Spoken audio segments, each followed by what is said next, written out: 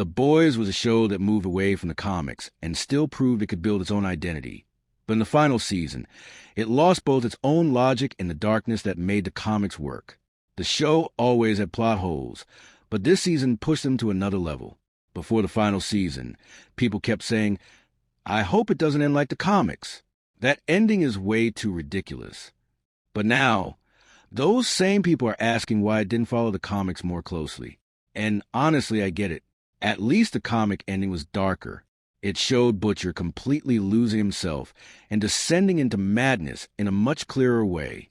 Even though the show never says it directly, we can still understand that after losing his dog, he became completely purposeless and alone, and that's what led him to his own end. I just wish the show explored that better.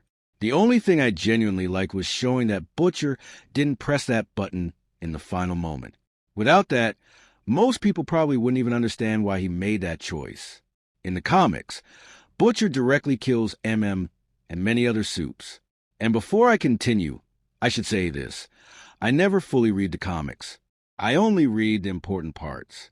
Homelander also lost his mind in the comics, and the final fight scene is almost directly taken from there.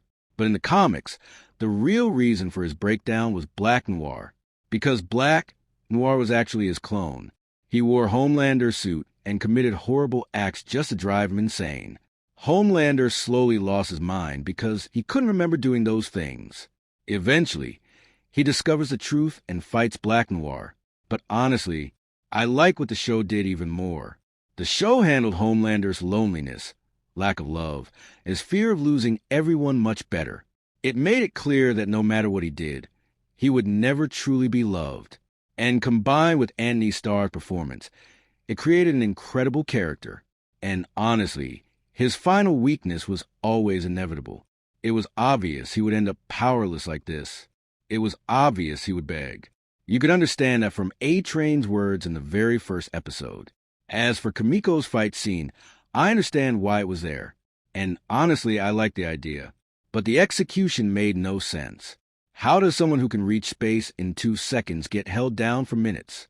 Then Ryan suddenly appears at the perfect moment to stop Homelander. And somehow the same Homelander isn't strong enough to simply carry Butcher away. Then Kimiko suddenly steals his powers using Soldier Boy's abilities.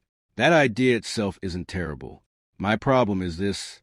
If Kimiko learned that in a week, why couldn't anyone else? And where was Soldier Boy? It felt like they only kept him alive for future spin-offs. Gen V is the perfect example. It was built up as something important, but those characters barely mattered